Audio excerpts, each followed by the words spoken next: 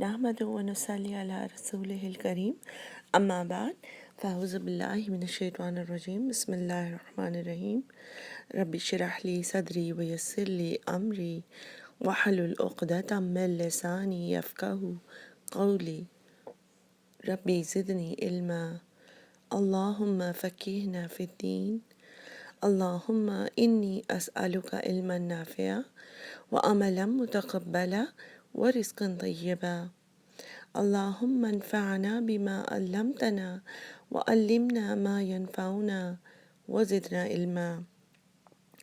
آج کی آیات روزے سے ریلیٹڈ ہیں اور رمضان سے۔ یا ایہا الذین آمنوا، اے لوگو جو ایمان لائے ہو، کتب علیکم، لکھ دیا گیا تم پر، الصیام، سیام، صوم سے ہے۔ صوم کا میننگ ہوتا ہے روکنا، اور عام اصطلاح میں اس کو روزہ یعنی فاسٹنگ کہتے ہیں۔ یہ آیت نمبر 183 ہے سورۃ البقرہ کی۔ یا ایھا الذین آمنوا، اے لوگو جو ایمان لائے ہو۔ اب یہاں سے اب جو حکم آ رہے ہیں نا، جیسے میں نے پہلے بھی بتایا تھا وصیت کے بارے میں بھی اور قصاص کے وقت بھی، کہ اب جب مدینہ میں سیٹل ہو رہی ہے یعنی مسلمانوں کی ایک طرح سے قوم بنتی جا رہی ہے اور نیشن جو ہے وہ اسٹیبلش ہوتی ہے، تو اس کے سرٹن رولز ہوتے ہیں، لاز ہوتے ہیں۔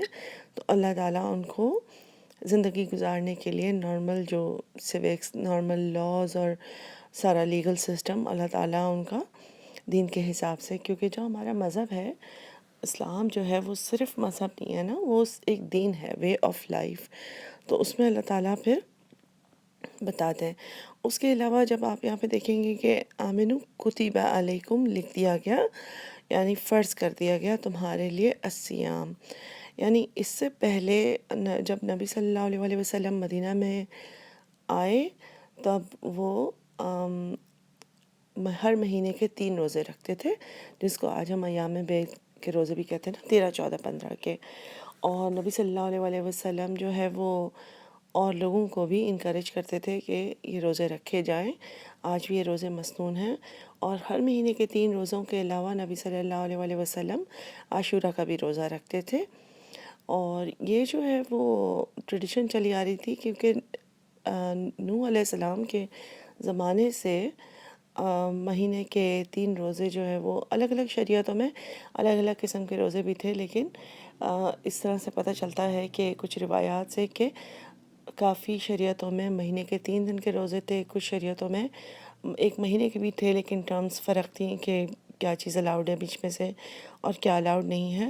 تو اس آیت میں اللہ تعالیٰ یہی فرماتے ہیں کہ تم پر روزہ جو ہے وہ فرض کر دیا گیا، کما، جیسا کہ کتبہ، فرض کیا گیا تھا، لکھ دیا گیا تھا، کتابت کر دی گئی تھی اس بات کی، علی الذین، ان لوگوں پر، من قبلکم، جو تم سے پہلے تھے، جو تم سے قبل تھی شریعتیں، تاکہ مسلمانوں کو ایک طریقے سے یہ بھی نہ لگے کہ یہ جو ہے وہ صرف ان کے لیے ہے، کیونکہ فاسٹنگ یا سیام جو ہے، صوم جو ہے، وہ تھوڑی سی زیادہ ڈیمانڈنگ فارم ہے عبادت کی، اور ہماری جو ساری عبادتیں اس میں اللہ تعالیٰ کی ہمارے لیے پسندیدہ ترین عبادت میں سے ایک ہے، کیونکہ اس میں انسان جو ہے وہ جیسے نماز ہے یا صدقہ ہے، کوئی بھی چیز ہے، اس کو اس ٹائم تک کرنا ہوتا ہے اور اس کے بعد اینڈ ہو جاتا ہے نا وہ ایکٹ۔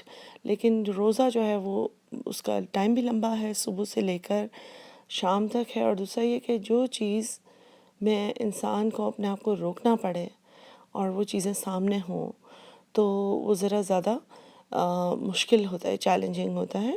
تو اللہ تعالیٰ فرماتے ہیں کہ یہ جیسے کہ لکھ دیا گیا تم سے پہلے، یعنی اللہ تعالیٰ کی یعنی اسلام کی ہمیشہ سے شریعت کا حصہ رہا ہے روزے کی جو عبادت ہے وہ، اور وجہ اس کی کیا ہے، لعلکم تتقون۔ لعلکم کے تینوں معنی ہوتے ہیں، شاید کہ تم تقویٰ پا جاؤ، اس لیے تاکہ تم تقویٰ پا جاؤ، اور ہو سکتا ہے کہ تم تقویٰ پا جاؤ۔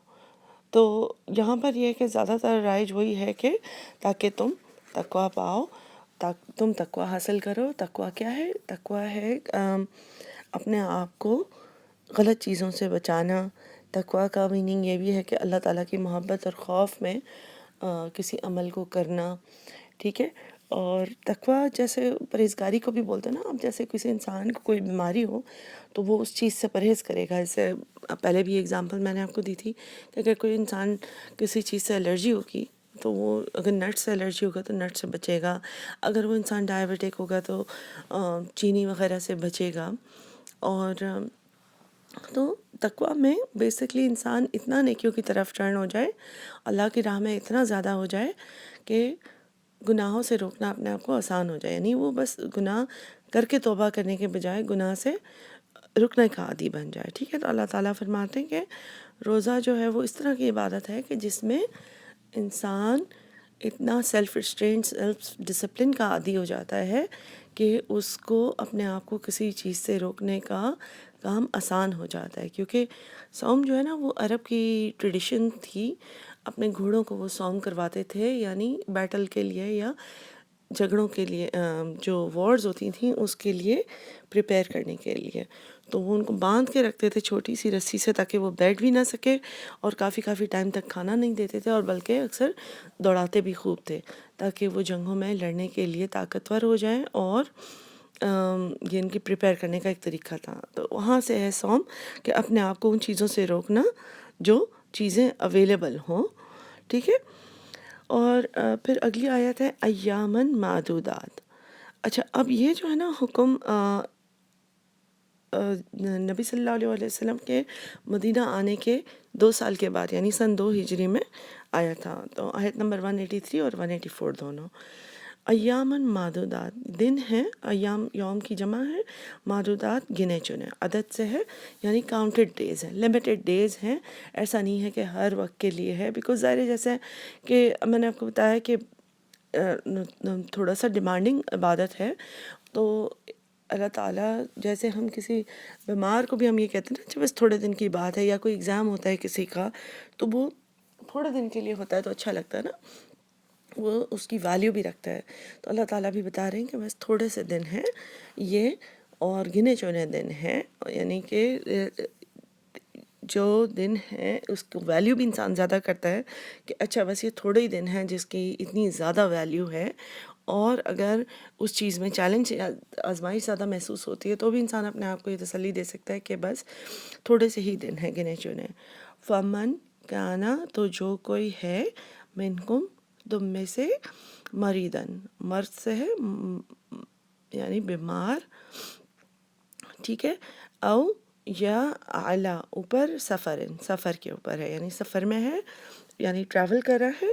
فعدتن, تو پھر عدد سے ہے تو پھر اس کو گننا ہے, من ایامن اخر, یعنی عدت پوری کرنی ہے, یعنی کاؤنٹ نمبر پورا کرنا ہے, ایامن دنوں میں, اخر بعد کے, یعنی لیٹر آن اس کو قضا کرنے ہیں روزے اگر وہ بیمار ہے یا پھر سفر میں ہے. تو بیمار میں ہر طرح کی بیماری آ جاتی ہے, چاہے انسان کو ہر بندے کا اپنا اسٹیمنا ہے, اور ہر بندے کی اپنی ہمت کے حساب سے وہ چاہے تو روزہ رکھے, اور چاہے اگر بیماری فیل ہوتی ہے تو بعد میں جمع کر لے. اور یہاں پر ان بیمار کی بات نہیں ہو رہی ہے جو ضعفت میں ہوں یا کافی بڑھاپا ہو, ضعیف ہوں, اور وہ بعد میں بیماری کے بعد اتنے ٹھیک نہیں ہونے والے کہ وہ روزہ رکھ سکیں.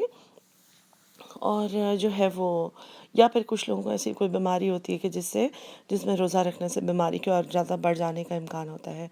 البتہ یہاں پہ ان بیماریوں کی بات ہو رہی ہے کہ انسان کو وقتی طور پر کوئی, اکثر لوگوں کو زکام بھی ہو تو اتنی کمزوری ہوتی ہے کہ وہ روزہ نہیں رکھ سکتے. اور دوسری بیماریاں یعنی کہ تھوڑی سی جو بھی, اگر کوئی بڑی بیماری کا زمانہ چل رہا ہے, یا پھر کوئی عورت اگر ایکسپیکٹ کر رہی ہے, یا نرسنگ مدرز ہیں, تو اس میں وہ انسان اپنے دن کاؤنٹ کر لے گا. اور او علی سفر, ان میں یہ ہے کہ چاہے وہ ضروری نہیں ہے کہ کوئی مشکل قسم کا ہی سفر ہو, آسان سفر میں بھی اللہ تعالیٰ کی طرف سے اجازت ہے. البتہ یہ کہ نبی صلی اللہ علیہ وسلم بھی اور ان کے صحابی بھی سفر میں روزے میں بھی پائے گئے ہیں, اور بغیر روزے کے بھی. خاص طور پہ نبی صلی اللہ علیہ وآلہ وسلم نے جنگ کے جو سفر ہوتے تھے اس میں صحابیوں کو اسپیشلی منع کیا روزہ رکھنے سے، تاکہ ان کے اندر جنگ کرنے میں کمزوری نہ آ جائے اور طاقت رہے. اور فتح مکہ کے موقع پر نبی صلی اللہ علیہ وآلہ وسلم روزے سے تھے جب وہ لوگ نکلے تھے، اور نبی صلی اللہ علیہ وآلہ وسلم نے خاص طور پہ پانی منگوایا اور سب کے سامنے پیا تاکہ اور لوگ بھی انکریج ہوں اور وہ روزہ کھول دیں. اور کافی لوگوں نے کھول دیا تھا، چند ایک نے جنہوں نے نہیں کھولا تھا. تو نبی صلی اللہ علیہ وآلہ وسلم نے اس طرح سے ایک روایت، ایک حدیث سے پتہ چلتا ہے کہ فرمایا کہ انہوں نے نافرمانی کی. اور ایک اور مرتبہ سفر میں کچھ صحابی کسی کو سایہ کر رہے تھے، اور نبی صلی اللہ علیہ وآلہ وسلم کے پوچھنے پر پتہ چلا کہ انہوں نے روزہ رکھا ہوا تھا، اور صحابہ جو ہے وہ ان کو سایہ کر رہے تھے تاکہ سخت دھوپ سے ان کو بچا سکیں. تو نبی صلی اللہ علیہ وآلہ وسلم نے فرمایا کہ سفر میں روزہ رکھنا نیکی نہیں ہے. اور ایک اور وقت اسی طریقے سے تو نبی صلی اللہ علیہ وآلہ وسلم نے جب صحابہ انہیں روزے رکھے ہوئے تھے تو انہوں نے کچھ نہیں فرمایا. اس سے پتہ چلتا ہے کہ نارمل سفر میں یعنی کچھ حدیثوں سے پتہ چلتا ہے کہ سفر میں روزہ رکھنا انسان کی مرضی پر ہے، اور کچھ حدیثوں سے پتہ چلتا ہے کہ یہ زیادہ افضل ہے کہ سفر میں روزہ نہ رکھا جائے.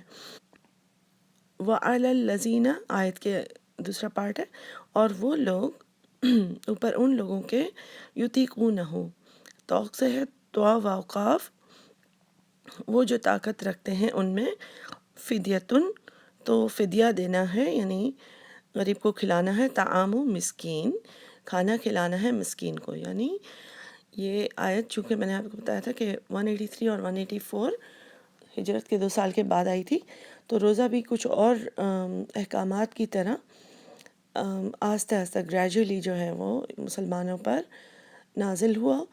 اور روزے کا حکم، اور ایسا نہیں تھا کہ پہلے ہی دفعہ میں روزہ آیا اور وہ اتنا سختی سے فرض ہو گیا کہ ہر ایک کو رکھنا ہی تھا. تو سن 2 ہجری میں جب یہ حکم آیا تو اس میں جیسے کہ ہم نے ابھی پڑھا ہوا علی الذین، اور ان لوگوں پر جو طاقت رکھتے ہوں، یعنی کہ اگر روزہ رکھنے کی وہ طاقت بھی رکھتے ہوں، یعنی نہ بیمار ہیں اور نہ سفر پہ ہیں لیکن وہ روزہ نہیں رکھنا چاہیں گے، تو فدیت، انہوں نے فدیہ دینا ہے، طعام مسکین، مسکین کو کھانا کھلانا ہے، ایک روزے کا بدلہ ایک مسکین کو کھانا کھلانا ہے. یعنی کہ اس سے پتہ چلتا ہے کہ شروع میں یہ ایک چوائس تھی کہ انسان اگر روزہ رکھنا چاہے تو روزہ رکھ لے، اور روزہ نہ رکھنا چاہے تو فدیہ دے دے اور مسکین کو کھانا کھلا دے. پھر اللہ تعالیٰ آگے فرماتے ہیں اسی آیت میں، فمن تطوع، تو جو کوئی تطوع کر اٹھے، توا واو عین یعنی خوشی، تو جو کوئی خوشی سے کرتا ہے خیرن، کوئی اچھا کام، فہوا، تو ہے وہ خیر لہ، اس کے لیے اچھا ہے. یعنی اگر کوئی انسان ایک سے زیادہ مسکین کو کھانا کھلانا چاہتا ہے تو اس کے لیے اچھا ہے، اور اگر کوئی انسان روزہ بھی رکھتا ہے اور مسکین کو کھانا کھلانا چاہتا ہے تو بھی اس کے لیے اچھا. جیسے اگر کوئی عورت پریگننٹ ہے اور اگلے سال وہ فیڈ کرانا چاہیں گی تو ہو سکتا ہے کہ اس کی حق میں یہ بہتر ہو کہ وہ پہلے فدیہ بھی دے دے، اور تاکہ جب وہ بچوں سے فارغ ہوں تاکہ پھر روزہ رکھیں، کیونکہ انسان کو زندگی اور موت کا نہیں پتہ ہوتا. تو اب روزہ جو ہے وہ لون کی طرح ہی ہوتا ہے. اب یہ آیت نمبر 185 کے بعد آپ کو اندازہ ہوگا. ایسے ہی اگر مر جائے تو روزہ جو ہے وہ لون کی طرح اس کے وارثوں کو یا تو پھر رکھنا ہوگا یا پھر اس کے بارے میں فدیہ پے کرنا ہوگا. تو اس سے بہتر ہے کہ انسان اپنی زندگی میں ہی ساتھ ساتھ فدیہ دے دے اور پھر بعد میں اکاؤنٹ رکھ کے وہ روزہ بھی رکھ لے جب اسے اللہ تعالیٰ موقع دے. اچھا، اسی آیت میں 184 میں جہاں اللہ تعالیٰ نے یہ رعایت دی تھی کہ روزہ نہ بھی رکھو تو اوکے ہے، آخری حصہ ہے اس کا، وَأَن تَصُومُوا، اور یہ کہ تم روزہ رکھو، خیر لکم، تمہارے لیے بہتر ہے. یعنی اللہ تعالیٰ کہتے ہیں کہ چوائس تو تمہیں دی ہے لیکن، اور یہ کہ یہ زیادہ بہتر ہے کہ تم روزہ رکھو، ان کنتم تعلمون، اگر ہو تم علم رکھتے. یعنی اگر تمہیں اندازہ ہو جائے کہ روزے کے کتنے بینیفٹس ہیں، کتنے ریوارڈز ہیں، کتنی زیادہ اس کی ویلیو ہے اللہ تعالیٰ کے پاس، تو پھر تم کو اندازہ ہو جائے کہ یہ کتنا بہتر ہے تمہارے لیے. ٹھیک ہے. پھر 1 سال کے بعد یعنی سن 3 ہجری میں آیت نمبر 185 نازل ہوئی تھی، جس کے بعد روزہ جو ہے وہ اس کی چوائس ختم ہو گئی اور یہ فرض ہو گیا. شہر رمضان مہینہ رمضان کا، رمضان جو ہے اس کا روٹ ہے را میم ضاد حمزہ، اس کا مطلب ہوتا ہے کہ ایسی بارش جو زمین کی مٹی کو صاف کر دے. تو یعنی رمضان کا مہینہ بھی ایسے ہی ہے نا کہ جیسے ہمارے گناہوں کو معاف کرنے کی، صاف کرنے کے لیے، ہم کو پیوریفائی کرنے کے لیے ایک مہینہ ہے. تو یہ مہینہ جو ہے مہینہ رمضان کا اللہ تعالیٰ بتاتے ہیں. آپ غور کریں کہ 185 میں جو آیت شروع ہوئی ہے وہ رمضان کے مہینے کو اللہ تعالیٰ نے انٹروڈیوس کیا ہے. حالانکہ 183 میں اللہ تعالیٰ نے پہلے فاسٹنگ کی یا روزے کی بات کی، اور اس میں لکھا لعلکم تتقون، تاکہ تم تقویٰ پا جاؤ. کیونکہ روزہ ایک ایسی چیز ہے کہ جس میں انسان اپنے آپ کو جب روکتا ہے تو اس کا ول پاور بڑھتا ہے، اس کا کانفیڈنس بڑھتا ہے. اور یہ نارمل ڈائٹنگ سے کتنا فرق ہے کہ ہم ڈائٹنگ پر ہوتے ہیں تو اگر ہمیں کوئی بہت ہی مزے کی چیز سامنے نظر آ جائے، اور اگر کسی کو کیک بہت پسند ہو اور کوئی بہت ہی مزیدار سا چاکلیٹ کیک سامنے آ جائے تو ہم کہیں گے کہ چلیں کل سے ڈائٹنگ کر لیں گے یا آج وقفہ کر لیتے ہیں. لیکن روزہ ایک ایسی چیز ہے کہ جس میں اللہ تعالیٰ نے، اللہ کے علاوہ کوئی نہیں جانتا ہوتا کہ ہم کھا رہے ہیں یا پی رہے ہیں، لیکن ہمارے اندر ایسی سیلف ریسٹرینٹ آتی ہے کہ ہمارے سامنے کوئی بھی چیز آ جائے ہم اس کو دیکھ کر کھانے نہیں لگ جاتے یا پینے نہیں لگ جاتے. ٹھیک ہے نا؟ تو اس سے انسان کے اندر کسی بھی چیز سے رکنے کی، کسی بھی چیز سے اپنے آپ کو ہولڈ کرنے کی صلاحیت آ جاتی ہے، اور اسپیشلی کہ حرام چیزوں سے، کیونکہ روزے میں ہم حلال چیزوں سے بھی اپنے آپ کو روک لیتے ہیں نا. بہرحال تو 185 میں اللہ تعالیٰ سٹارٹ ہی رمضان کے مہینے کی انٹروڈکشن سے کر رہے ہیں. اور بہت انٹرسٹنگ چیز یہ پتہ چلے گی کہ تقویٰ کے لیے تو ہے اس عبادت کا مقصد روزے کا، لیکن اس میں شکر گزاری بھی پائی جاتی. قرآن کے نازل ہونے کا سیلیبریشن ہے یہ، کہ ہم 30 دن روزہ رکھ کے اس چیز کو سیلیبریٹ کریں گے کہ اللہ تعالیٰ نے ہمیں اس ہدایت پر چنا، اللہ تعالیٰ نے ہمیں یہ مہینہ دیا، اور اللہ تعالیٰ نے ہمیں قرآن دیا، اور اللہ تعالیٰ کا شکر ادا کرنے کے لیے. اب دیکھتے ہیں اس آیت میں، رمضان وہ مہینہ ہے الذی، جبکہ انزلہ نازل کیا اس میں، فیہ القرآن، اس میں قرآن نازل ہوا.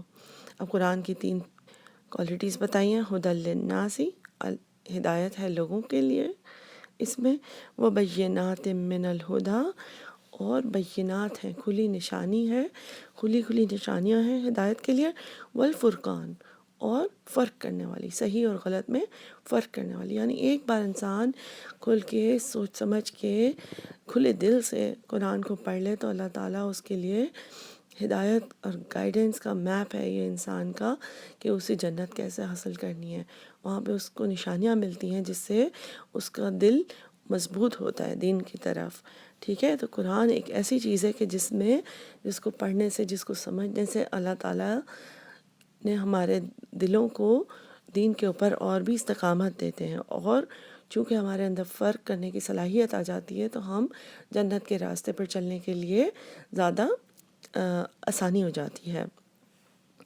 تو اللہ تعالیٰ فرماتے ہیں فمن شہید منکم، تو جو کوئی شہید ہو یعنی شہادت دے، یعنی حاصل کرے، پا لے اس مہینے کو، منکم الشہر، اس شہر کو، اس مہینے کو، فلیصم، تو چاہیے اس کو کہ وہ روزہ رکھے اس مہینے میں.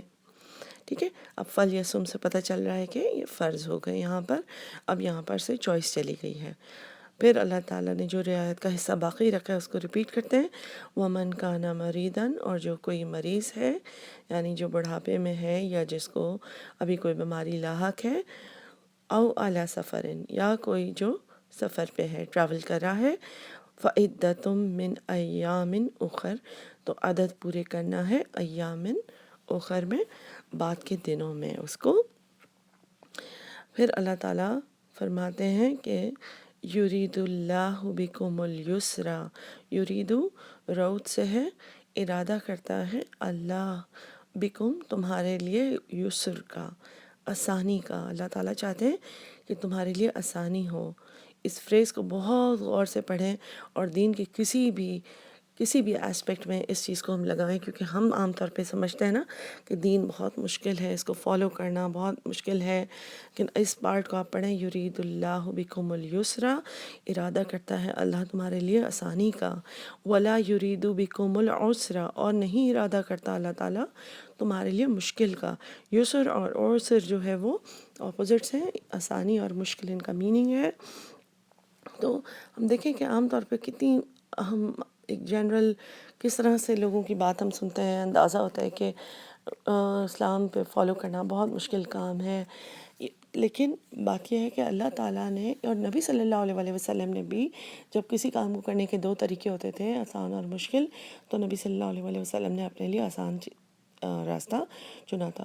ایک اور مرتبہ نبی صلی اللہ علیہ وآلہ وسلم نماز سے فارغ ہوئے تو کافی صحابی جو ہیں وہ ان کو سوال جواب پوچھ رہے تھے، پھر نبی صلی اللہ علیہ وآلہ وسلم نے چند سوالات کے جواب دیے اور بعد میں 2 مرتبہ فرمایا کہ اسلام جو ہے وہ تمہارے لیے آسانی کا دین آیا ہے، اسلام جو ہے وہ تمہارے لیے آسانی کا دین آیا ہے۔ تو یہاں پر بھی اللہ تعالیٰ فرماتے ہیں کہ تمہارے لیے بے شک یہ فرض کر دیے گئے ہیں تاکہ تم تقوی حاصل کرو، اور لیکن اللہ تعالیٰ تمہارے لیے آسانی چاہتے ہیں، اور ایسا نہیں چاہتے کہ اگر تم بیمار ہو یا سفر پہ ہو تو تمہارے لیے اس مہینے کی سعادت، اس مہینے کی برکت، رحمتیں مس ہو جائیں تو تم بعد میں روزے پورے کر سکتے ہو۔ اور اکثر لوگ اپنے لیے خود ہی مشکل بناتے ہیں اور کہتے ہیں کہ نہیں، چاہے جو کچھ بھی ہو جائے ہم تو رمضان میں ہی روزے رکھیں گے، کیونکہ یہ بعد میں اس کی وہ بات نہیں رہے گی اور بعد میں اس کا وہ ثواب نہیں ملے گا۔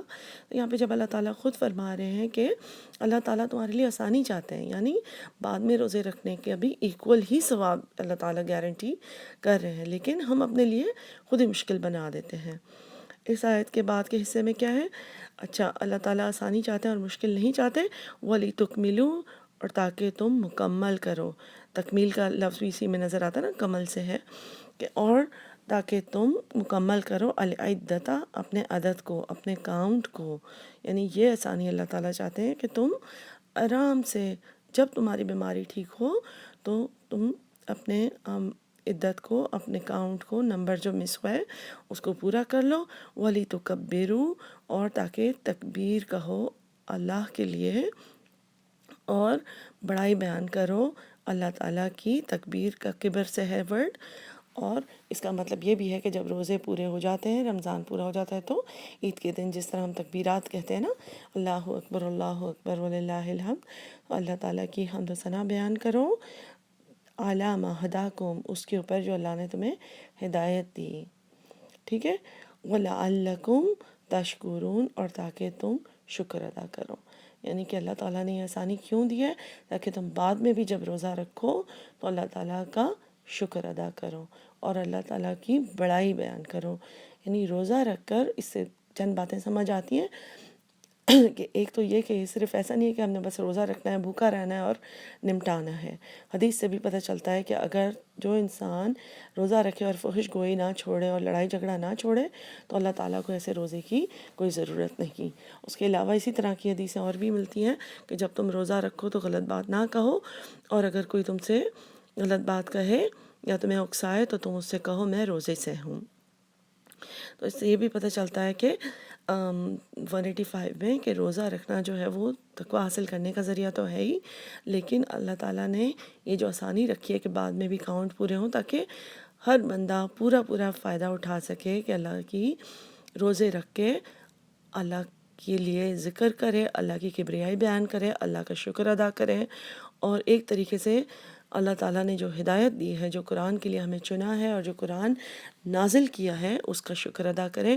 قرآن جو ہے وہ صحابہ کرام نے نبی صلی اللہ علیہ وآلہ وسلم سے پوچھا کہ قرآن کی رمضان میں تو شروع کی چند آیات یعنی جو لیلۃ القدر میں اتری تھی، تو قرآن کا اترنا رمضان سے کیا میننگ ہے؟ نبی صلی اللہ علیہ وآلہ وسلم نے فرمایا کہ جو لوح محفوظ ہے، جو بک آف ڈکری ہے، یعنی جس میں سب کچھ پہلے سے لکھا گیا ہے، وہ ہائیسٹ آف، سب سے اونچے ہیونز میں ہے نا، اللہ تعالیٰ کے پاس محفوظ ہے، قرآن پورا لکھا ہوا تھا، اور اللہ تعالیٰ نے رمضان کی لیلۃ القدر میں جو انتہائی بڑی رات ہے، جس کی ایک رات کی عبادت ہزاروں مہینوں کے برابر ہے، اس میں اللہ تعالیٰ نے بیت العزت پہ اتارا تھا۔ بیت العزت کون سا گھر ہے؟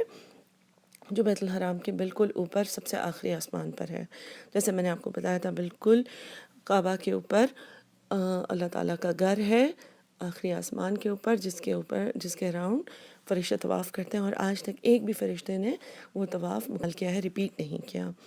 تو سارا کا سارا قرآن لوح محفوظ سے بیت العزت پر ٹرانسفر کر دیا گیا تھا، اور پھر رفتہ رفتہ 23 سالوں میں نبی صلی اللہ علیہ وآلہ وسلم کے قلب پر ڈال دیا گیا تھا. اور اس کی بھی حدیث سے یہ پتہ چلتا ہے کہ اس کا ریزن یہ ہے تاکہ انسان کے دل کو مضبوطی اور سکون حاصل ہو. اس کا ریزن یہ ہے کہ قرآن سلولی آنے کا، کہ ایک تو یہ کہ ریلیونٹ موقع پر آیا، دوسرا یہ کہ کوئی بھی چیز ایک ساتھ کسی بچے کو، چھوٹے سے بچے کو اگر آپ سارا کا سارا کریکولم بھی دے دیں کہ یہ ساری میتھس ہے 5 سالوں کے لیے، تو وہ اس کو اس طریقے سے سمجھ نہیں آئے گی، چاہے کوئی بھی سبجیکٹ ہوگا، ٹھیک ہے. لیکن آہستہ آہستہ جو چیز سمجھائی جائے وقت کے مناسبت سے، عمر کے حساب سے، جتنی انسان کی میچورٹی بنتی ہے، جتنی انسان کی طاقت بنتی ہے، اس کے حساب سے اس کو سمجھایا جائے تو اسے بہتر سمجھ آتا ہے. تو اس طرح سے اس کی مضبوطی اور آسانی کے لیے قرآن جب نازل ہوا نبی صلی اللہ علیہ وآلہ وسلم پر، تو اس کے بعد ہر رمضان میں نبی صلی اللہ علیہ وآلہ وسلم جتنا نازل ہو چکا ہوتا تھا اس کو ریپیٹ کرتے تھے، پورا کا پورا دورہ کرتے تھے جبریل علیہ السلام کے ساتھ. اسی لیے یہ مسنون ہے کہ قرآن جتنا پڑھا جائے قرآن میں رمضان میں، اس کا بہت زیادہ ثواب ہے، کیونکہ نبی کی سنت ہے. لیکن اس کا یہ مطلب نہیں ہے کہ مائنڈلیسلی انسان جو ہے وہ بس پڑھتا جائے اور بس یہ اپنی گنتی دیکھے کہ میں نے 10 قرآن پڑھے ہیں اور 5 پڑھے ہیں، بلکہ اس کو سمجھنا بھی ہمارے اوپر فرض ہے، اور اس کو فالو کرنا، اس کو یعنی قرآن کے جو حقوق ہیں وہ یہ سارے ہیں کہ اسے پڑھنا، اسے سمجھنا، اس پہ عمل کرنا، یہ ساری چیزیں ہیں، اس کی تعظیم کرنا.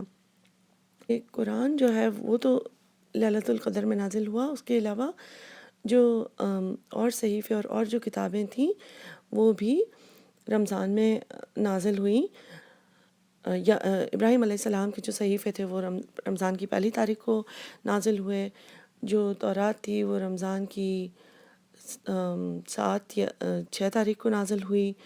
جو زبور تھی وہ 13 تاریخ کو رمضان کی نازل ہوئی، اور جو انجیل تھی وہ 18 تاریخ کو نازل ہوئی.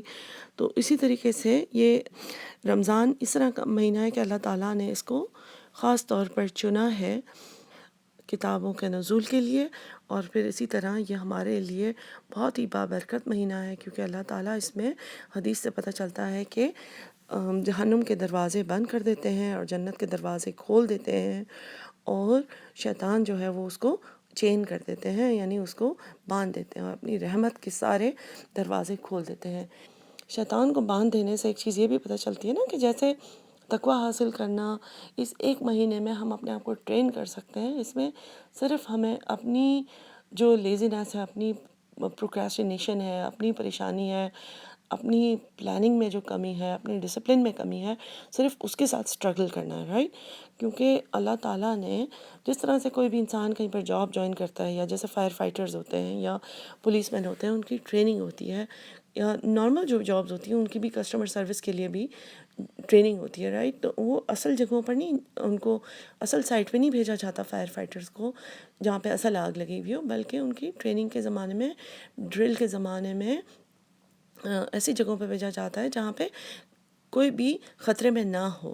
بالکل اسی طریقے سے اللہ تعالیٰ نے ہمیں ریئل خطرے سے، ریئل شیطان سے، ہمارے اصل دشمن سے بچا کر ایک مہینہ دیا ہے تاکہ ہم اچھی طریقے سے اس مہینے میں اپنے آپ کو تقویٰ کی سیڑھی چڑھائیں، اپنے آپ کو اوپر کرتے جائیں، اللہ تعالیٰ سے قریب کریں، قرآن کو پڑھنے سمجھنے میں کوتاہیوں اور پروکریسٹینیٹ کرنے سے، پیچھے کر دینے سے کسی چیز کو ہٹتے جائیں. اور اگر پھر بھی ہم نہیں کر پاتے تو ہمیں سمجھ لینا چاہیے کہ یہ ہمارے اپنے نفس کے اندر کس چیز کو اسٹرینتھن کرنے کی ضرورت ہے، کہاں پر ہمیں اپنے آپ کو مضبوط بنانے کی ضرورت ہے. اور رمضان کی تیاری انسان کو جس طرح سے کسی بھی مہمان کے آنے کی انسان تیاری کرتا ہے نا، پہلے سے کرنی چاہیے. افسوس کی بات یہ کہ جو فوکس اللہ تعالیٰ نے ہمارا ہٹایا ہے کھانے پینے سے، اور جو رمضان میں جس چیز سے ہمیں روکا گیا ہے وہ یہی ہے نا کہ فجر سے لے کر مغرب تک کھانے پینے اور پرسنل ریلیشن شپ سے روکا گیا ہے، تاکہ انسان کا فوکس ان ضروریات سے ہٹ کر اس چیز کے اوپر ہو کہ میرے کرنے والے کام کیا ہیں، اللہ سے قریب مجھے کیسے ہونا ہے. لیکن واقعی ہماری تیاریاں بالکل اپوزٹ ڈائریکشن میں ہوتی ہیں. جس چیز سے ہمیں روکا گیا ہے تو ہماری تیاریاں کھانے پینے سے ریلیٹڈ ہی ہوتی ہیں. جو ہمارا روزے رمضان سے ایک تصور ہے وہ تقویٰ یا شکر گزاری یا ذکر سے زیادہ، قرآن سے زیادہ اس چیز پر ہوتا ہے کہ ہمیں افطار کے وقت کھانے پینے کے لیے کیا کیا تیاری کرنی ہے، بجائے اس کے کہ ہم سوچیں کہ اس مہینے میں خاص طور پہ ہمیں چونکہ ہر ٹائم کھانا نہیں بنانا، تو ہم اپنے آپ کو قرآن میں آگے کریں. اس کے بجائے ہم شعبان سے ہی بلکہ اس کی تیاری شروع کر دیتے ہیں اور ہمارے ذہن میں رول سموسے پکوڑے اور چاٹیں وغیرہ آنے لگ جاتی ہیں. تو اپنے آپ کو اور مشکل چیزوں میں ہم ڈالتے ہیں بجائے اس کے کہ ہم سمپل چیزوں میں اگر کر لیں، کھجور اور دودھ اور نارمل کھانے کے اوپر چلے جائیں تو ہمارا بہت سارا ٹائم بھی بچ سکتا ہے اور ہمارے گولز بھی ہم زیادہ اچیو کر سکتے ہیں. دوسرا یہ کہ ان تیاریوں کے بجائے اپنے لیے گولز بنائیں، اسپیسیفک چارٹس بنائیں کہ مجھے کرنا کیا ہے. ایسے مینٹل گولز صرف نہیں بنائیں کہ جو ہے میں اتنے قرآن پڑھوں گی اور اتنا ذکر کروں گی اور یہ نفلیں ایڈ کروں گی اور یہ عادت اپنی ہٹاؤں گی، بلکہ ان چیزوں کو لکھیں کہ روزانہ یعنی 30 دنوں کے لیے اپنا چارٹ بنائیں جس میں اپنے آپ کو اپنے رات کو بیٹھ کے چیک لگانا ہو کہ اگر میں نے سوچا تھا کہ میں چاشت کی اور تہجد کی اور اوابین کی نمازیں ایڈ کروں گی اس مہینے کے لیے ہی، چاہے اپنے شارٹ ٹرم گولز ہوں، تو کیا میں نے یہ پڑھی. اگر ہم چیک نہیں لگائیں گے تو دوسرا دن جو ہمارا اگلا دن ہوگا وہ زیادہ شعور کے ساتھ گزرے گا کہ ہاں مجھے یہ کرنا ہے. چاشت کے وقت میں ہمارے دماغ میں خیال آتا رہے گا کہ ہاں مجھے یہ کرنا ہے. اپنے آپ کو ڈسپلن کریں کہ کتنا مجھے سونا ہے، کتنا مجھے اٹھنا ہے، مجھے اس مہینے میں کیا دعوتیں دینے اور لینے میں وقت ضائع کرنا ہے اپنا، جس کے پیچھے تین دن کی تیاری کرنی ہے اور پھر اس کے بعد 2 دن صفائیاں کرنی ہیں، ٹھیک ہے. یا مجھے اپنے چارٹ کے اوپر فوکس کرنا ہے کہ میں نے کتنی تسبیحات کرنی ہے. اسپیسیفک گولز بنائیں. جو گولز ہوتے ہیں نا وہ نارمل لائف میں، نارمل ایجوکیشن میں بھی ہمیں سمجھایا جاتا ہے کہ بہت زیادہ اسپیسیفک ہونا چاہیے. انسان اپنے بارے میں ان چیزوں کے بارے میں اکاؤنٹیبل ہونا چاہیے، ان کو اور ریئلسٹک ہونے چاہیے، ٹھیک ہے. اسمارٹ گولز ہوتے ہیں نا، اسپیسیفک ہونے چاہیے تو ریئلسٹک بھی ہونے چاہیے. انسان ایسا نہ سوچے کہ اچھا بس اس جو رمضان میں نا میں سورۃ البقرہ جو ہے پوری حفظ کر لوں گی. ایسی چیز کریں کہ اگر آپ کے بچے چھوٹے ہیں تو آپ اس طرح سوچیں کہ میں جو ہے روزانہ کلمہ شہادت ایک تسبیح پڑھوں گی. اس کا آپ کو چیک روزانہ لگانا ہے، پھر آپ کو یاد رہے گا کہ ہاں میں نے یہ نہیں پڑھی تھی آج. آپ اس طرح کے بنائیں کہ میں درود کتنے پڑھوں گی دن میں. آپ اس طرح سی چیزیں کریں جو آپ چلتے پھرتے بچوں کو کھانا کھلاتے ہوئے اور ان کو جو ہے وہ سلاتے ہوئے، ان کے ساتھ واک کرتے ہوئے، جو بھی چیز ان کے ساتھ آپ نے کرنی ہے تو آپ کر سکیں کھانا بناتے ہوئے. کیونکہ اکثر لوگ ہوتے ہیں جن کی ظاہر ہے واقعی فیملیز اس ڈائنامکس اس طرح سے ہوتی ہیں کہ ان کو کھانا بنانا ہی پڑتا ہے، یا ان کی بڑی فیملی ہوتی ہے یا فیملی کی ڈیمانڈ اس طریقے سے ہوتی ہے کہ ان کی سچویشن ایسی ہے، تو پھر وہ اپنا اس چیز میں زیادہ گناہ کما لیتے ہیں کہ وہ دل میں ریزنٹ کرتے رہتے ہیں، پچھتاتے رہتے ہیں کہ پتہ نہیں ہم کیوں نہیں قرآن پڑھ سکتے زیادہ اور یہ وہ سارا. ہر بندے کا ثواب، ہر بندے کی عبادت اللہ تعالیٰ نے ڈیفرنٹ طرح کی رکھی ہے. اگر کسی انسان کو کھانا کھلانا پڑ رہا ہے اور کھانا بنانے کی تیاری زیادہ کرنی پڑی ہے تو وہ اپنی زبان پر اللہ کا ذکر زیادہ کر سکتا ہے. اور کھانا بنانا وہ بھی ایک عبادت سمجھ کے اللہ تعالیٰ ہر عمل جو ہے رمضان میں ہمارے لیے عبادت بن سکتی ہے. اس کو خوشی خوشی کرنا بھی اسی طرح سے ثواب مل سکتا ہے نا جیسے کسی کو روزہ کھلانے کا ہے. اکثر ہم سمجھتے ہیں کہ دعوتیں کر ہی ہمیں روزہ کھلانے کا ثواب ملے گا، بہت ہی لیوش قسم کی بہت زیادہ آئٹمس بنا کر. تو اگر روزہ کھلانا ہے تو اس کی تو حدیث یہ ہے کہ ایک کھجور سے بھی انسان کسی کا روزہ کھلا سکتا ہے، اس کا ثواب اس کو اتنا ہی ملے گا جتنا روزے رکھنے والے کو، بجائے اس کے کہ روزے رکھنے والے کا ثواب بھی کم نہیں ہوگا. تو انسان اگر زیادہ چیز کرنا بھی چاہے تو کھانا ریڈی کر کے اپنے دوستوں کو، اپنے رشتہ داروں کو بھیج سکتا ہے یا مسجد میں بھیج سکتا ہے. یہاں پہ مسجدوں میں بہت اچھے روزے کھلوانے کے انتظامات ہوتے ہیں. اس کے علاوہ ہم مسجد میں اسپانسر کر کے بہت زیادہ ثواب بھی کما سکتے ہیں اور اپنے آپ کو اپنے گول سے ہٹائے بغیر یہ سب چیزیں پاسبل کی جا سکتی ہیں. قدسی ہے کہ نبی صلی اللہ علیہ وسلم نے فرمایا کہ اللہ تعالیٰ کہتے ہیں ہر عمل جو انسان کرتا ہے وہ اپنے لیے کرتا ہے اور اس کے ریوارڈز انسان کو بتائے گئے ہیں، لیکن روزہ جو ہے وہ میرے لیے ہے اور اس کا اجر میں ہی دوں گا. اس سے ایک چیز پتہ چلتی ہے کہ اللہ تعالیٰ خاص ایک اس جو آنر سمجھ آتا ہے اور جو بے تحاشا اس کے ثواب، اس کے حسنات نظر آتے ہیں، کیونکہ آن گوئنگ ورشپ ہے نا، ایک ایسی عبادت ہے کہ جو چلتی جاتی ہے. انسان چاہے سو رہا ہے، چاہے جاگ رہا ہے، چاہے اپنی جاب پہ جا رہا ہے، چاہے جو ہے وہ کتاب پڑھ رہا ہے، کوئی بھی چیز کر رہا ہے، لیکن ساتھ ساتھ منہ میں روزہ ہے. ٹھیک ہے، تو ایک مستقل آن گوئنگ عبادت کی حالت میں ہے. اور اس میں اللہ تعالیٰ نے صرف پھر ان بیسک نیڈس سے رکنے کے بجائے، انسان چونکہ روزے میں ہوتا ہے تو جھوٹ بولنے سے رکتا ہے، غیبت کرنے سے رکتا ہے، غلط بات منہ سے نکالنے سے رکتا ہے، فحش بات کرنے سے رکتا ہے. تو کتنی چیزوں پر، کتنے گناہوں سے اپنے آپ کو بچا لیتا ہے کیونکہ انسان نے روزہ رکھا ہوتا ہے. تو 30 دن کی سختی تو ہوتی ہے، لیکن انسان اپنے آپ کو 30 دنوں کے بعد ایک ڈفرینٹ پرسن بنانے میں، یا اپنے آپ سے ہی جو بہتر شخصیت 30 دن پہلے تھی اس سے کافی بہتر بنانے میں، اس کے لیے بہت موزوں ٹائم ہے، بہت اپروپریٹ ٹائم ہے، بہت اچھی اپرچونٹی ہوتی ہے کہ انسان کو اللہ تعالیٰ موقع دیتے ہیں.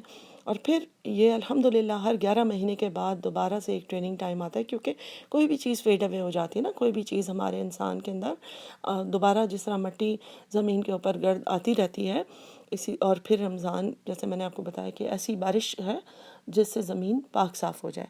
تو ہر 11 مہینے کے بعد اللہ تعالیٰ انسان کو ایسا موقع دیتے ہیں تاکہ وہ اس میں اپنی صفائی کرے اور اللہ تعالیٰ کا خاص زیادہ زیادہ شکر کرے. رمضان ایک ایسا مہینہ ہے جس میں سامنے اگر ہمارے خزانہ پڑا ہوا اور ہم کہیں کہ اچھا ابھی میں یہ کام کر لوں، یہ کام کر لوں، اس کے بعد جا کے خزانہ اٹھاتی ہوں. ٹھیک ہے، سامنے سڑک پار پڑا ہو تو سب سے پہلے انسان سب چھوڑے گا، کھانا پکانا، سونا، سب کچھ چھوڑے گا اور کہے گا پہلے میں خزانہ جمع کر لوں. تو رمضان ایسا ہے کہ اس میں ہر نفل نماز کا، ہر نفل عبادت کا ثواب فرض کی برابر ہے، اور ہر فرض کا 10 سے لے کر 100 اور 100 سے 700 تک انسان کی انٹینشن کی بیس پر کیسی اس کی خالص نیت ہے اور کیسی اس کی ہمت، کتنی اس نے ہمت کی ہے اللہ کے راستے میں، اس کی بیسس پر اس کو بہت زیادہ اس کا ثواب دیا جاتا ہے. اس کے علاوہ جو اللہ تعالیٰ فرماتے ہیں کہ جو انسان اللہ کے لیے خاص طور پہ روزہ رکھتا ہے تو اللہ تعالیٰ اس کے پچھلے سارے گناہ معاف کر دیتے ہیں. اور ایک روزے کے بدلے، یہ بھی حدیث ہے کہ ایک انسان کو 70,000 سال کی مسافت جتنا آگ سے دور کر دیتے ہیں. ہر ایک روزے کے بدلے اللہ تعالیٰ آگ سے دور کر دیتے ہیں. کہ روزہ ڈھال ہے، یعنی شیلڈ ہے. ٹھیک ہے، تو اس کے دونوں میننگز بتائے گئے ہیں کہ وہ ہمیں برائیوں سے بچاتا بھی ہے، اور دوسرا ہے کہ ہمیں آگ سے دور کرتا جاتا ہے. روزے کے بارے میں اللہ تعالیٰ نے یہ بھی ایک طریقے سے مسلمانوں کو آنر دیا ہے کہ اللہ تعالیٰ فرماتے ہیں جنت کے ایک دروازے کا نام ہے الریان، تو روزہ دار کو وہاں سے داخل کریں گے، اور وہاں سے صرف روزہ داروں کو داخل کریں گے. یعنی ایک آنر ہے کہ جنت میں اگر لوگ داخل بھی ہو رہے ہوں گے لیکن الگ الگ دروازے ہیں. تو ایک خاص طور پہ اگر میں اپنے کسی بہت اچھے فرینڈ کو کہوں کہ یا والدین سے کہے انسان کہ آپ کے لیے یہ دروازہ ہے، یا یہ جو کارپٹ میں نے ریڈ بچھایا ہے یہ اس VIP پرسن کے لیے، یہ میرے اس استاد کے لیے ہے جن کا میں بہت ہی زیادہ شکر گزار ہوں کہ انہوں نے مجھے یہ کیا. تو اللہ تعالیٰ نے ایک اس دروازے کا نام لے کر یعنی ایک آنر دیا ہے کہ یہ روزہ جو ہے مجھے اندازہ ہے کہ کتنا مشکل کام ہے جو تم نے کیا ہے. اس کے علاوہ یہ حدیث ہے کہ اللہ تعالیٰ فرماتے ہیں کہ روزہ دار کے منہ کی جو اسمیل ہے وہ اللہ کو مسک سے بھی زیادہ پسند ہے. مسک جو ہے وہ بہت ہی ویلیوبل اور ایکسپینسو خوشبو ہوا کرتی تھی. تو اللہ تعالیٰ نے یعنی حدیثیں بھی ہمیں بہت ساری مل جاتی ہیں. اس میں سے ایک اور امپورٹنٹ کام وہ یہ ہے کہ وہ رات کو تراویح پڑھنا ہے. اگر ہو سکے تو، اگر مسجد نہ بھی جا سکیں کوئی، تو گھر میں ہی نفلیں اگر رات کو پڑھ لیں تو اللہ تعالیٰ نے اس کے بارے میں بھی بہت زیادہ ریوارڈ رکھے ہیں. کہ حدیث سے پتہ چلتا ہے کہ جو انسان تراویح کے لیے یعنی رمضان میں قیام کرے گا تو اللہ تعالیٰ اس کے پچھلے سارے گناہ معاف کر دیں گے. تو اس مہینے میں ہمیں بہت ساری اپرچونیٹیز، بہت سارے موقع ملتے ہیں، اور آخری راتوں میں تو اور بھی زیادہ موقع ملتے ہیں کہ ہمیں اللہ تعالیٰ گویا ایسا موقع ہے کہ جو صحابہ تھے وہ رمضان کے جانے کے بعد رویا کرتے تھے اور انتظار کیا کرتے تھے 11 مہینے کہ دوبارہ رمضان کب آئے گا اور آیا کہ ہمیں ملے گا یا نہیں.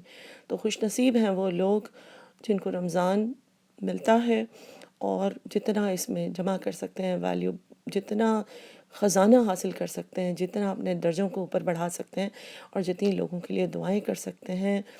ہر دعا روزے دار کی قبول کی جاتی ہے، اور خاص طور پہ مغرب سے پہلے.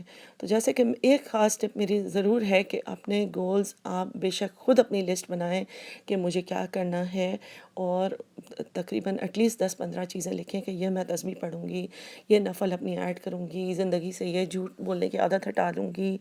اور پھر روزانہ رات کو چیک کریں، چیک لگائیں وہاں پر کہ میں نے یہ چیز کی یا نہیں کی، میں نے اتنی مرتبہ آیت الکرسی پڑھی ہے یا نہیں، میں نے اتنی مرتبہ جو ہے وہ نبی صلی اللہ علیہ وسلم پر صلاۃ والسلام بھیجا ہے یا نہیں، میں نے اتنی مرتبہ استغفار پڑھا ہے یا نہیں.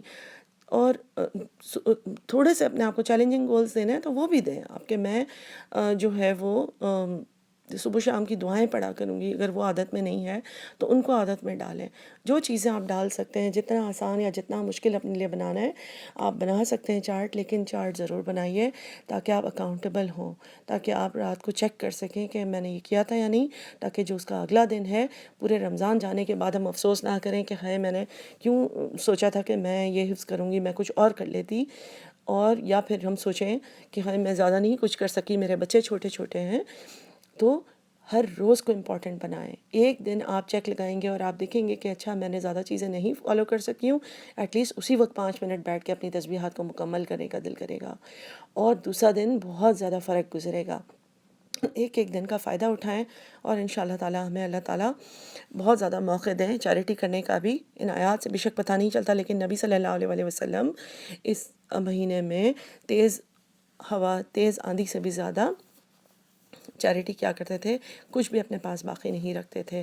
عام دنوں میں بھی نبی صلی اللہ علیہ وسلم بہت چیریٹی کرتے تھے، لیکن رمضان میں تیز آندھی کی طرح، یعنی جیسے آندھی ہوتی ہے نا سب کچھ اپنے ساتھ لے کر اڑا لیتی ہے، تو ہر چیز اللہ تعالی نبی صلی اللہ علیہ وسلم اور کچھ بھی نہیں چھوڑتے تھے. ٹھیک ہے. سبحانک اللہم و بحمدک، نشہد ان لا الہ الا انت، نستغفرک و نتوب الیک. السلام علیکم ورحمۃ اللہ وبرکاتہ.